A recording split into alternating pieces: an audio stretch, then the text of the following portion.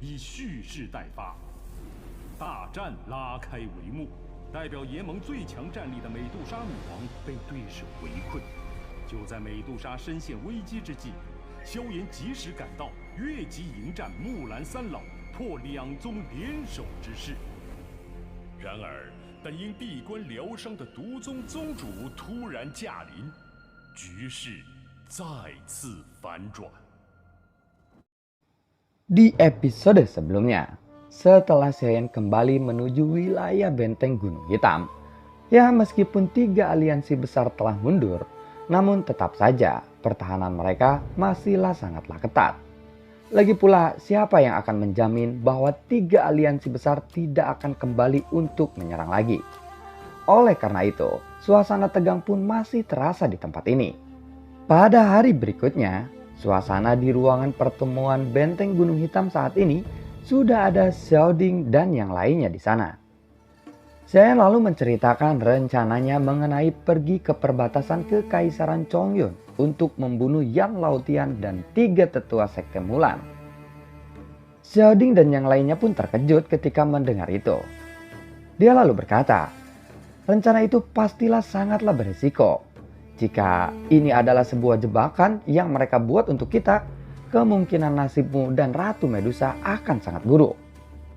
Dan jika terjadi sesuatu terhadap kalian berdua di sana, pasukan 3 aliansi besar itu pasti akan menyerang lagi kepada Kekaisaran Jiangma. Kakak, jika aku tidak melakukan ini, Yan Laotian beserta 3 tetua sekte Mulan pasti akan mengumpulkan kekuatan inti mereka di dalam sekte mereka setelah mereka pulih dari luka mereka.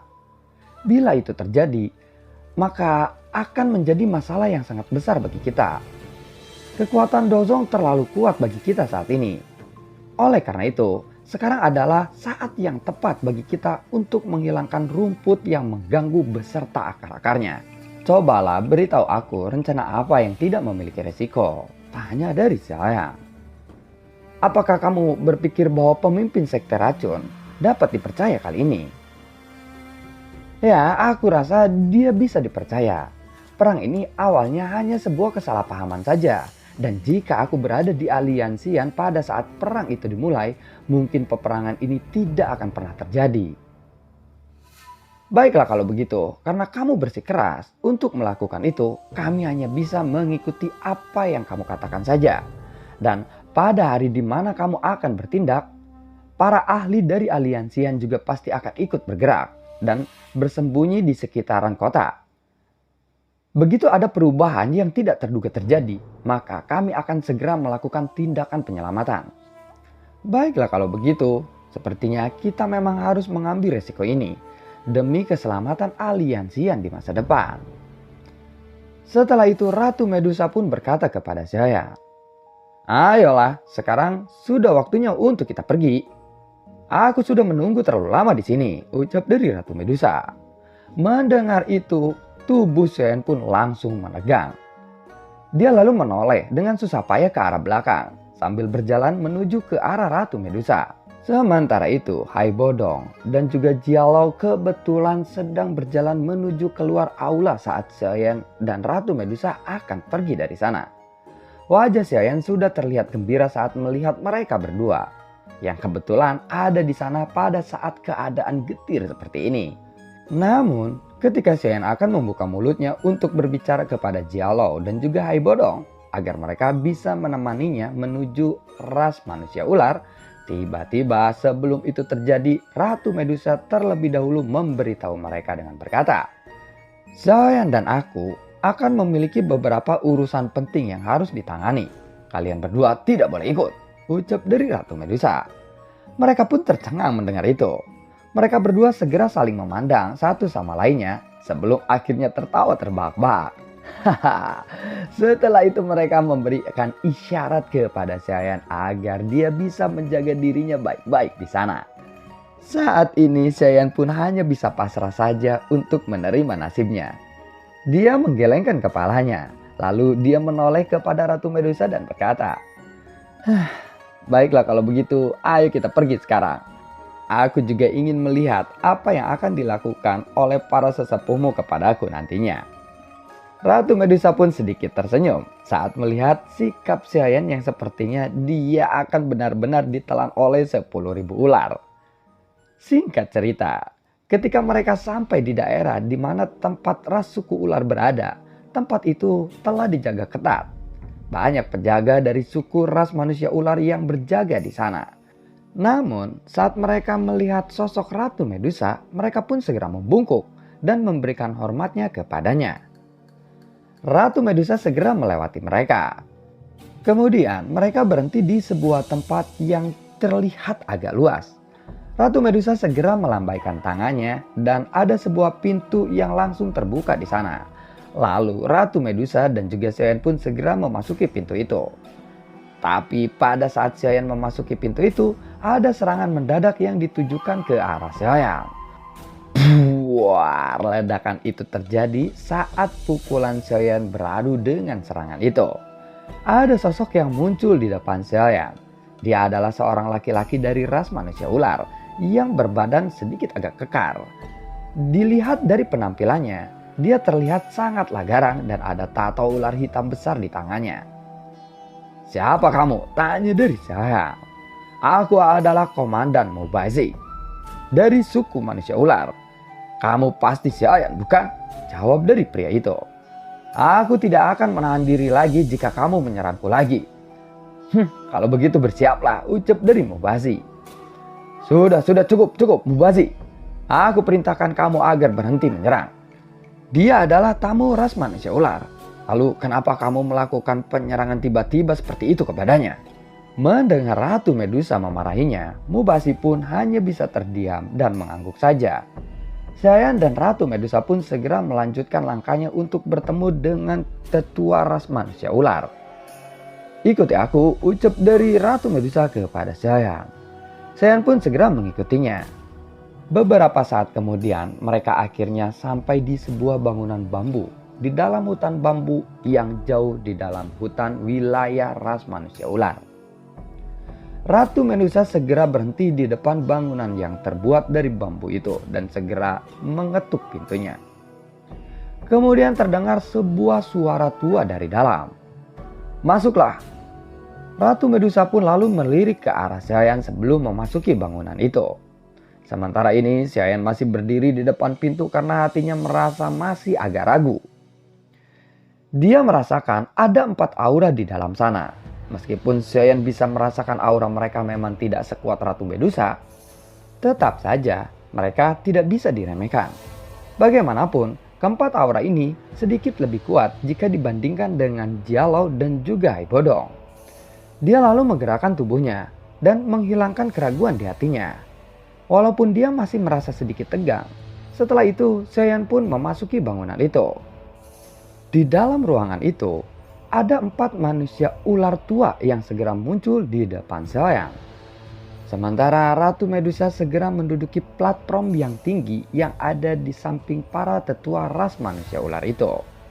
4 sosok tetua ras manusia ular ini terdiri dari 3 wanita dan 1 laki-laki.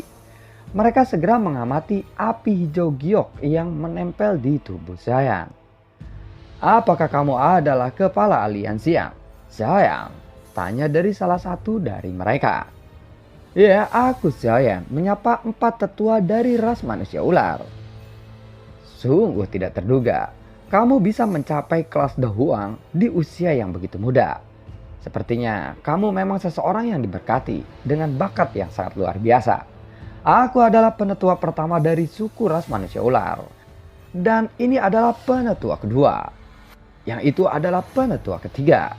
Dan yang jauh itu adalah penetua keempat. Hari ini aku memanggil Tuan Xiaoyan karena ada hal yang harus aku tanyakan kepadamu." "Baiklah penetua pertama, silakan berbicara saja apa yang Anda ingin katakan kepadaku," jawab dari Xiaoyan. "Ketika kami melakukan sebuah ritual dan membaptis Ratu Medusa, kami sepertinya menemukan sumber kehidupan di dalam rahim pemimpin suku kami. Dan sepertinya itu adalah tanda-tanda kehamilan," ucap dari wanita tua itu. Xiaoyan dan Ratu Medusa pun langsung terkejut ketika mereka mendengar kata-kata dari penetua pertama ras manusia ular. Apa hamil? Apakah itu benar-benar kehamilan? Lalu bagaimana itu bisa terjadi? Penetua pertama, apakah itu tidak salah? Sudah 1 tahun semenjak kejadian itu terjadi. Seharusnya kehamilan itu tidak membutuhkan waktu selama itu, tanya dari saya. Penetua pertama segera menjawab setelah mendengar kata-kata Sean itu. Suku manusia ular berbeda dengan manusia pada umumnya. Selain itu, pemimpin suku ular sekarang telah berevolusi menjadi Hyphen Slowing Python. Maka dari itu, dia bisa saja hamil selama 1 tahun atau lebih. Saat mendengar penjelasan penetua ras manusia ular itu, dahi Xiaoyan sudah dipenuhi dengan keringat dingin. Sementara itu, Ratu Medusa pun langsung berkata, "Penetua pertama, Anda mungkin saja salah, karena kenapa aku sendiri tidak menyadarinya sama sekali?" Penetua pertama pun lalu menjawab lagi, "Sebenarnya, itu dikarenakan aura kehidupan yang berada di dalam rahimmu masihlah sangatlah lemah. Bahkan mungkin akan sangat sulit bagiku untuk bisa merasakannya. Wajar saja kamu sendiri belum bisa merasakannya. Memang kita masih harus menunggu untuk bisa memastikannya lagi. Apakah itu tanda kehidupan kecil di dalam rahimmu benar-benar tanda kehamilan? Namun jika itu benar, maka suku ras manusia ular akan memiliki keturunan yang berbeda dari keturunan Ratu Medusa saat ini. Dan itu akan menjadi masalah yang sangat besar bagi suku ras manusia ular." Akhirnya Sean dan Ratu Medusa pun sedikit merasa lega setelah mendengar kata-kata itu. "Jika demikian, berarti kehamilan ini masih belum dapat dipastikan?" tanya dari Ratu Medusa lagi. "Terlebih masalah ini benar atau tidaknya nanti, kami mengingatkan Anda untuk lebih berhati-hati lagi di masa depan. Karena waktu yang akan menjawab atas pertanyaanmu itu sendiri nantinya." Mendengar itu Sean pun lalu bertanya, "Lalu berapa lama waktu untuk bisa memastikan kehamilan Ratu Medusa ini?" Penetua pertama pun segera menjawab, "Ras manusia ular memiliki fase waktu yang berbeda dengan manusia biasa. Apalagi ini adalah keturunan Ratu Medusa. Jika dia benar-benar hamil, kemungkinan untuk bisa memastikan sangatlah lama. Mungkin akan membutuhkan waktu sekitar 3-5 tahun." Mendengar kata-kata itu, Sean pun akhirnya merasa lega. Jika saja kehamilan ini bisa dipastikan dalam waktu 1 hingga 2 bulan saja, maka sepertinya dia ingin bunuh diri saja, karena dia masih belum siap untuk menjadi seseorang ayah. "Tuan saya, masalah ini sangatlah berpengaruh besar bagi suku manusia ular kami. Garis keturunan Ratu Medusa pastilah sangatlah kuat. Itulah sebabnya, bayi ini yang berada di dalam kandungan Ratu Medusa pasti akan sangatlah kuat, di mana bayi itu membutuhkan begitu banyak obat mujarab sebagai nutrisinya. Ya meskipun bayi itu masih berada di dalam kandungan Ratu Medusa. Dan dengan begitu juga bayi itu akan menjadi sangat kuat ketika dia dilahirkan nantinya. Dan menurut metode rahasia, makanan bayi Ratu Medusa dibagi menjadi 3 tahap, yaitu atas, menengah, dan juga rendah. Jika kita menggunakan makanan kelas menengah sebagai nutrisinya, maka bakat dari bayi itu akan bisa menembus kelas dozong. Dan tentu saja, makanan kelas atas akan menghasilkan bayi yang lebih kuat lagi. Sean mendengarkan hal itu, dia menjadi sedikit penasaran. Setelah mendengar berbagai macam tingkatan makanan untuk bayi yang dikandung oleh Ratu Medusa, dia pun segera bertanya lagi dan berpikir, "Kalau begitu bolehkah aku tahu tahap makanan apa yang dulu digunakan untuk Ratu Medusa ketika dia masih berada di dalam kandungan?" Mendengar itu penetua pertama pun langsung menjawab lagi, "Kami memberikan makanan tahap menengah kepadanya. Namun tetap saja tidak ada yang pasti tentang bakat dan keberuntungannya. Jika dia memiliki bakat yang sangat bagus, mungkin dia akan bisa mencapai tingkat yang lebih tinggi lagi." Mendengar itu Sean pun langsung bergumam di dalam hatinya. Dia dulu hanya diberikan makanan nutrisi tahap menengah. Namun kekuatannya saat ini sudah bisa dianggap memiliki kekuatan yang sangat mengerikan di wilayah barat laut ini. Lalu apa jadinya dia jika dia diberikan makanan nutrisi kelas atas? Tiba-tiba penetua pertama pun lalu berkata lagi, "Teknik dan bahan-bahan untuk membuat makanan nutrisi bagi Ratu Medusa saat itu sangatlah mahal. Saat itu, suku ras manusia ular kami menyewa seseorang alkemis tingkat tinggi untuk bisa membuatkan makanan nutrisi tingkat menengah kepadanya. Dan alkemis itu pun membutuhkan waktu yang lama untuk bisa melakukannya. Karena makanan nutrisi kelas menengah itu membutuhkan pil obat tingkat 6. Dan pil itu disebut dengan pil penumpahan tulang sumsum ular sebagai bahan utama dari makanan tingkat menengah itu. Sedangkan untuk bahan makanan nutrisi tahap atas membutuhkan pil tingkat tinggi sebagai bahan utamanya. Pil itu disebut dengan pil tulang darah jiwa surgawi dan pil itu adalah pil tingkat 7. Sangat sulit untuk menyempurnakan pil itu dan makanan tingkat atas membutuhkan pil itu sebagai bahan utamanya. Karena terlalu sulit untuk menyempurnakan pil tingkat 7 seperti itu, ras manusia ular kami belum pernah memiliki garis keturunan yang dipelihara dengan memberikan makanan nutrisi tingkat atas seperti itu selama ini. Sayan pun terkejut saat mendengar kata-kata itu. Dia tidak pernah menyangka bahwa ras manusia ular memiliki metode rahasia yang begitu misterius. Tidak heran, ras manusia ular memiliki generasi seperti Ratu Medusa yang begitu kuat. Mereka bahkan memberikan nutrisi pil obat tingkat tinggi untuk bayi mereka, ya meskipun bayi mereka masih berada di dalam kandungan. Sayan pun lalu berkata lagi, "Penetua pertama, bisa saja masalah ini juga mungkin salah paham. Bukankah Ratu Medusa sendiri pernah menyatu dengan roh Hypen Python Slowing? Dan bisa saja aura kehidupan kecil di dalam tubuh Ratu Medusa ini adalah aura kehidupan dari Hypen Slowing Python." Ya, itu bisa saja terjadi. Namun, hal ini sebenarnya adalah masalah garis keturunan ras manusia ular. Oleh karena itu, demi menjaga keturunan ras manusia ular, kami lebih baik segera menggunakan metode rahasia untuk mulai dari sekarang, meskipun itu hanya sedikit kemungkinan saja. Kalau tidak, kita akan benar-benar kehilangan momen terbaik jika kita tidak melakukan hal ini dari sekarang. Aku berkata seperti ini juga karena ini ada hubungannya dengan Anda, Ketua Aliansian. Jadi, sudah semestinya Anda juga ikut bertanggung jawab atas semua hal ini. Mendengar itu, Sayan pun menjawab, "Lalu apa yang Anda inginkan dariku saat ini?" Jika Ratu Medusa benar-benar hamil secara otomatis, Anda akan menjadi seseorang ayah dari anak itu. Anda harus bertanggung jawab atas semua ini. Jadi, Anda menyuruhku untuk bertanggung jawab? Tanya dari saya. Kami tidak akan ikut campur tentang masalah Anda dengan Ratu Medusa. Tetapi Anda harus bertanggung jawab untuk bisa memenuhi nutrisi bagi bayi Anda yang masih ada di dalam tubuh Ratu Medusa. Suku ras manusia ular baru saja mengalami bencana besar. Dan kami juga telah kehilangan banyak harta karena peperangan yang sebelumnya terjadi. Namun, jika dilihat dari posisi Anda saat ini, sepertinya Anda mampu untuk memenuhi nutrisi bagi sang bayi. Dan aku berpikir Anda pasti tidak ingin anak Anda mendapatkan nutrisi yang buruk, bukan? Apalagi Anda seseorang alkemis tingkat 6, ucap dari si penetua pertama ini. Ya, itu memang benar, jawab dari saya. Penetua pertama pun lalu berkata lagi, "Jadi, apakah kita sekarang bisa meminta bantuan Tuan Sioyan untuk membantu memurnikan nutrisi bagi sang bayi? Dan memurnikan pil obat untuk bahan utama nutrisi kelas menengah, yaitu pil penumpahan tulang sumsum ular." Mendengar itu, Ratu Medusa pun lalu berkata lagi, "Penetua pertama, bukankah masalah ini juga belum dikonfirmasi lagi dan mungkin belum bisa dipastikan kebenarannya? Menurutku, apakah ini tidak terlalu terburu-buru?" Mendengar itu, penetua pertama pun lalu berkata lagi, "Kami hanya ingin melakukan tindakan pencegahan saja. Lebih baik salah memprediksi daripada melewatkan momen yang terbaik untuk keturunan Ratu Medusa sendiri. Lalu bagaimana menurut Anda, Tuan Sioyan?" tanya dari penetua pertama itu.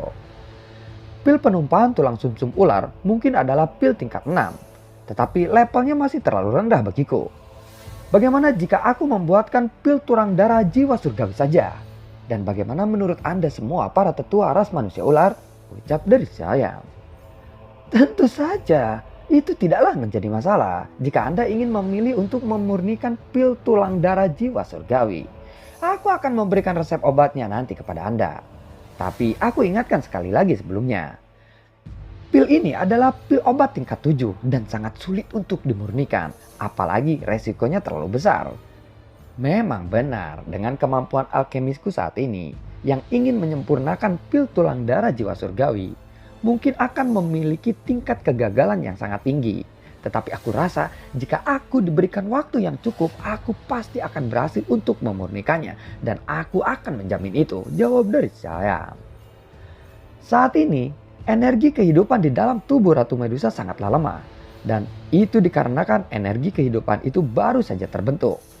Dan jika ini memang benar-benar tanda kehamilan, maka sepertinya kita harus segera memulai metode rahasia ini dan segera memberikan nutrisi kepada bayi itu. Paling lama 2 tahun dari sekarang. Jadi, Tuan Xiaoyan harus segera memurnikan pil itu dalam waktu kurang dari 2 tahun ini. Bagaimana? Tanya dari penetua pertama. Dalam waktu 2 tahun. Baiklah, dalam waktu 2 tahun. Penetua pertama, aku pasti akan menyerahkan pil turang darah jiwa surgawi dalam waktu 2 tahun ini. Jawab dari saya. Terlepas dengan Ratu Medusa telah hamil atau tidak, Xiaoyan merasa memang harus melakukan persiapan yang harus dilakukan ini. Meskipun Xiaoyan belum memiliki niat untuk menjadi seorang ayah dalam waktu secepat ini, namun dia tetap ingin yang terbaik untuk anaknya. Dan bila Ratu Medusa benar-benar hamil, maka bayi itu juga merupakan garis keturunan dari klan Xiao. Jadi secara alami, Xiaoyan juga harus memberikan yang terbaik untuk calon bayinya. Tetua pertama juga menjadi sangat gembira ketika mendengar jaminan dari Xiaoyan ini. Kalau begitu, terima kasih Tuan Xiaoyan. Jika Ratu Medusa benar-benar hamil, maka sepertinya kali ini dia akan melahirkan seseorang anak yang belum pernah ada di ras manusia ular sebelumnya. Karena ras manusia ular kami belum pernah memberikan nutrisi tahap atas di dalam keturunan-keturunan kami sebelumnya. Dan sikap mereka pun jelas menjadi lebih baik setelah mereka selesai membahas hal ini. Mereka pun lalu tersenyum dan mengobrol dengannya sebelum mereka menyerahkan resep pil obat untuk menyempurnakan pil tulang darah jiwa surgawi kepada Xiaoyan. Setelah itu mereka lalu melambaikan tangan mereka dan mengantarkan Xiaoyan dan Ratu Medusa untuk keluar ruangan itu. Kemudian Xiaoyan dan Ratu Medusa pun keluar dari ruangan bambu tersebut dan berjalan di jalan setapak yang agak tenang. Dan lalu bagaimanakah kelanjutan ceritanya? Semoga bisa menghibur kalian semua dan semoga bisa menghilangkan sedikit penasaran atas film Battlethrough The Heaven ini. Sampai ketemu lagi di video gue berikutnya dan semoga sehat selalu untuk kalian. Assalamualaikum dan sampai jumpa. Dadah.